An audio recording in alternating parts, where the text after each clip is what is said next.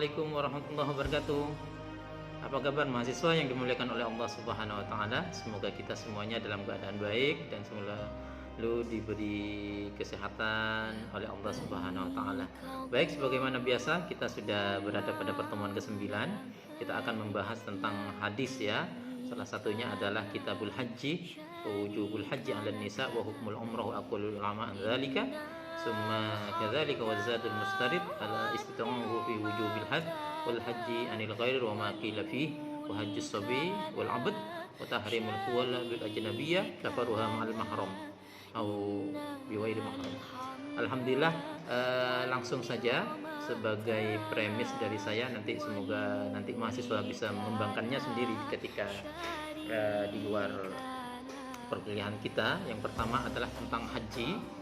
Di dalam hadis Rasulullah SAW pada kitab Bulughul Maram atau Subulus Salam atau kitab-kitab yang lain disampaikan al-hajju wa huwa al-qasd, yaitu adalah sebuah tujuan. Tujuannya apa? Sebuah maksud. Apa itu maksudnya? Maksudnya adalah Allah Subhanahu wa taala.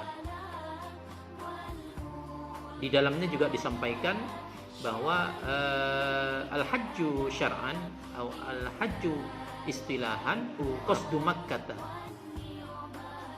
Qasdu Makkah li amalin mahsusin fi zamanin mahsusin. Di sini menerangkan bahwasanya suatu maksud yang dimaksudkan adalah Makkah. Apa itu Makkah? Di situ ada Ka'bah, di mana Allah Subhanahu wa taala memerintahkan semua manusia untuk kemudian menghadap, menjadikan kiblat yaitu Ka'bah sebagai pusat dari mana mereka menghadap Sang Pencipta. Itu adalah Makkah. Makkah di sini ya intinya, stressingnya adalah Ka'bah itu sendiri yang dibangun dari awal untuk manusia. Kemudian diamalin mahsus apa? Untuk mengerjakan suatu pekerjaan yang khusus, bukan sekedar kemudian ziarah saja, tapi beberapa pekerjaan yang itu kemudian dikhususkan untuk mendekatkan diri kepada Allah Subhanahu wa taala.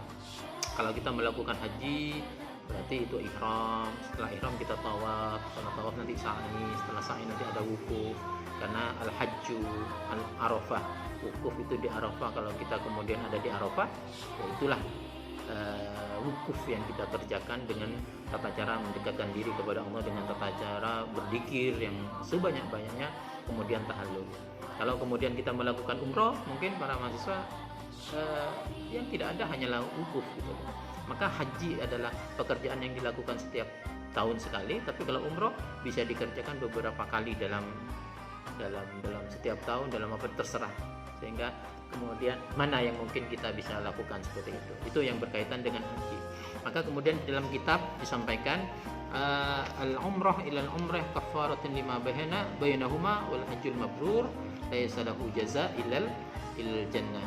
Melakukan ibadah umrah dari umroh yang satu ke umroh yang lain itu sebenarnya menjadi sebuah penghapus dosa kita gitu ya, yang telah kita kerjakan baik sengaja ataupun tidak disengaja, dan Allah akan mengampuni itu. Kemudian wal hajjul mabrur, haji yang mabrur atau umroh yang mabrur, ada beberapa pendapat ulama yang menyampaikan di dalamnya adalah awalan tibul kalam. Tibul kalam itu maksudnya apa? Tibul kalam itu maksudnya adalah kita selalu berkata-kata baik setelah ketika mengerjakan haji umroh atau kemudian setelah mengerjakan haji umroh. Yang terpenting adalah stressingnya adalah setelah mengerjakan haji. Jangan kemudian kita mengerjakan haji, setelah itu ya kembali lagi kepada perbuatan kita yang jelek. Kemudian yang kedua it'amul masakin, memberikan makan kepada orang yang miskin. Ini sedekah, infak, apa dan lain sebagainya untuk kepentingan orang lain, tidak hanya untuk kepentingan kita kaya, apa manfaatnya kalau kita kemudian tidak membantu orang lain. Itu adalah salah satu indikator daripada mabrur tadi, haji yang mabrur. Terus kemudian yang ketiga, indikator daripada haji mabrur itu para mahasiswa yang dimuliakan oleh Allah Subhanahu wa taala adalah ifsa'us salam. Kita selalu membuat diri kita ini dalam keadaan tenang, dengan orang tenang, membuat perdamaian, peace. Semoga kita selalu diberikan kemampuan oleh Allah dan kesabaran untuk menjadi orang-orang yang bisa menciptakan kesabaran, perdamaian. Toh walaupun mungkin kita dalam keadaan suasana yang tidak tenang, tidak damai, tapi hati kita selalu tenang, selalu damai, kita tidak dendam kepada orang, kita selalu memberikan kebaikan kepada orang. Itu wal hajjul mabrur, maksudnya seperti itu, laisa lahu jaza illal jannah. Maka pahala kita bagi orang-orang yang telah statusnya dia hajinya mabrur, ya adalah surga, tidak ada lain kecuali adalah surga. Semoga kita masuk surga. Terus hadis yang kedua berkaitan dengan wujubul haji 'alan nisa. Seorang sahabat dan termasuk adalah istri Nabi Muhammad SAW, Aisyah bertanya, qala 'alan nisa jihad ya Rasulullah, apakah bagi perempuan itu juga jihad sebagaimana yang dikatakan oleh orang-orang bahwasanya jihad itu adalah pekerjaan yang paling baik. Salah satu sahabat yang lain mengatakan jihad adalah hal-hal yang terbaik untuk kita lakukan. Pendapat ulama juga mengatakan seperti itu. Maka bertanya Aisyah, kemudian beliau menjawab, na'am, 'alan nisa jihad. Bagi perempuan juga ada jihad, tapi jihadnya tidak seperti yang disampaikan tadi. Jihadnya tidak seperti perang, tapi jihadnya perempuan adalah haji dan umroh. Bersyukurlah perempuan-perempuan muslimah bahwasannya pelaksanaan haji, pelaksanaan umroh bagi kalian adalah bernilai jihad di Allah Subhanahu wa taala. Mahasiswa yang dimuliakan oleh Allah Subhanahu wa taala, kemudian pada hadis yang lain disampaikan seorang Arab datang kepada Rasulullah sallallahu alaihi wasallam. Dia bertanya tentang kewajiban umrah. Apakah umrah itu wajib? Maka kemudian Rasulullah sallallahu alaihi wasallam mengatakan, "La, umrah itu tidak wajib." Ya, umrah tidak wajib. Tetapi kemudian kalau kamu melakukan umrah maka itu adalah baik bagi kamu. Kenapa?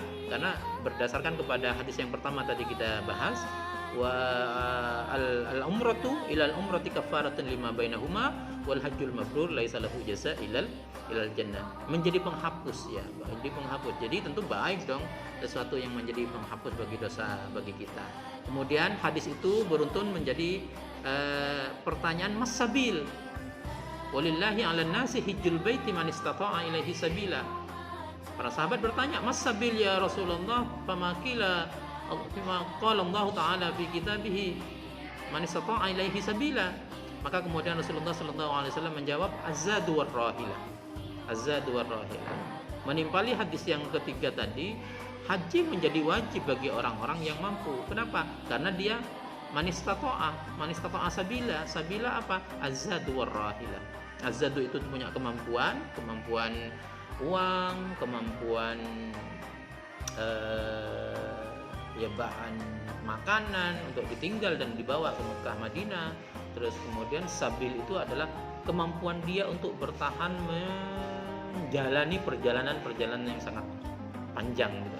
Tidak semua orang ya bisa melalui perjalanan yang cukup panjang, walaupun ya kita mungkin kalau dari Keraksan ke Surabaya 2 jam sekarang gitu kan. Terus kemudian dari Juanda, Bandara Internasional Juanda itu ke King Abdul Aziz Airport atau ke Airport Muhammad Amir yang di Madinah itu 9 jam sampai 10 jam gitu kan. Tidak semua orang bisa kuat menjalani perjalanan walaupun hanya beberapa jam gitu kan. Tapi kemudian mungkin dari mereka ada yang mampu karena didampingi, tapi ada yang tidak mampu. Wallahu alam. Ini kemudian disampaikan oleh Rasulullah SAW di dalam hadisnya, dan bisa berlaku sampai detik ini. Kalau tidak mampu perjalanan, maka pun Islam tidak memaksa kita untuk kemudian melaksanakan ibadah haji dan umrah. Seperti itu. Betapa indahnya ya Islam memberikan aturan yang baik kepada kita untuk kemudian mendekatkan diri kepada Allah. Bahwasannya mendekatkan diri kepada Allah tidak selalu melalui haji dan umrah. Bagi orang-orang yang sakit bisa melalui hal-hal yang lain gitu. Kalau kita tahu sholat syuruk salah satunya, pahala kita akan mendapatkan pahala umrah gitu. Barang siapa yang kemudian sholat subuh, terus kemudian ngaji, mengikuti pengajian sampai dengan waktu sholat syuruk, maka dia yang kemudian sholat syuruk atau sholat isyraq, maka pahalanya sama dengan orang-orang berhaji, berumrah, tamah-tamah kan gitu kata Rasulullah SAW. Atau itu sholat Jumat adalah hajinya orang-orang fakir, hijjul fuqara wa idul masakin. Banyak sekali hal yang bisa dilakukan. Intinya tidak ada alasan bagi kita untuk kemudian tidak tidak bisa menggapai apa yang dipersembahkan oleh Allah kepada kita dari apa namanya, dari pahala-pahala yang diberikan oleh Allah kepada kita ya. Kemudian hadis yang kelima, para mahasiswa yang dimuliakan oleh Allah, pada pembahasan kita adalah wa Ibnu Abbas anna Nabi sallallahu alaihi wasallam lagi rakban birrawha faqala manil qaum faqalu man anta faqala Rasulullah sallallahu alaihi wasallam fa rafa'at ilaihi imra'atun sabiyan wa qalat ali hadha hajjun ya Rasulullah na'am wa la yaqi ajrun. Seorang perempuan bertanya kepada Rasulullah sallallahu alaihi wasallam, perempuan yang dalam gerombolan musafir, dia bertemu dengan Rasulullah, bertanya kepada Rasulullah, Rasulullah saya membawa seorang bayi, apakah bayi ini juga dikatakan bisa melakukan haji, bisa berhaji bersama kami yang akan melakukan haji? Rasulullah mengatakan ya, tapi pahalanya adalah bagi kamu. Intinya maksudnya adalah boleh seorang sobi yang belum baligh kemudian ikut rentetan haji itu bersama orang tuanya, dan pahalanya adalah bagi orang tuanya. Andaikan kemudian si sobi itu, si anak kecil itu dewasa nantinya, maka ya dia wajib untuk kemudian melakukan ibadah haji untuk menutupi kewajiban dia gitu.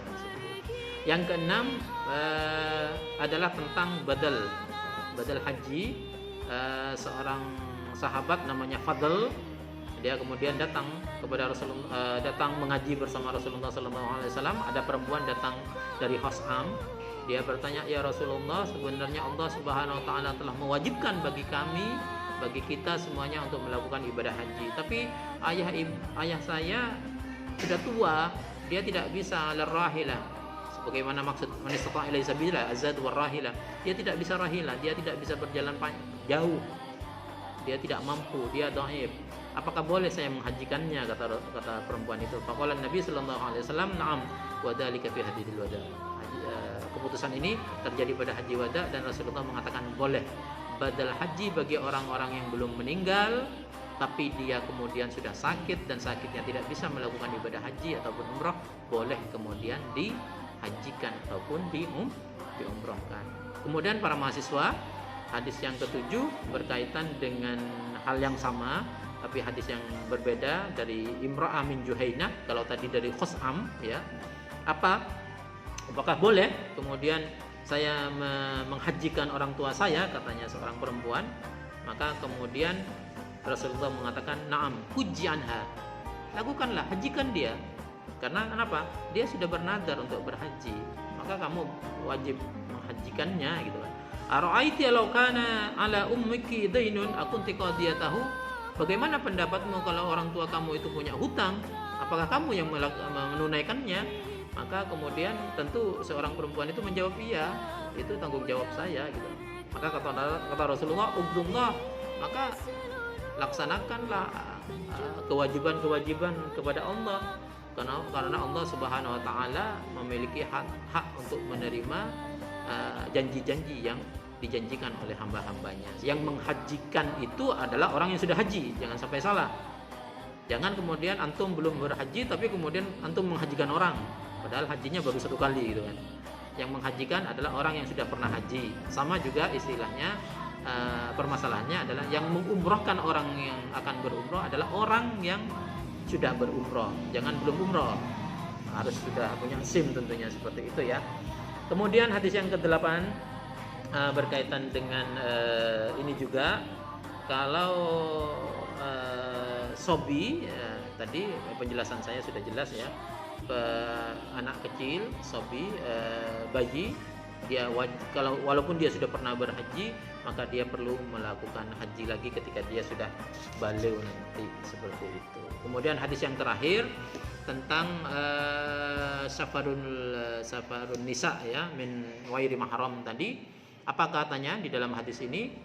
Wa anhu di sini adalah wa an Ibnu Abbas, sami'tu Rasulullah sallallahu alaihi wasallam yahtubu yaqul la yahluwanna rajulun bimra'atin illa wa ma'aha dhu mahramin.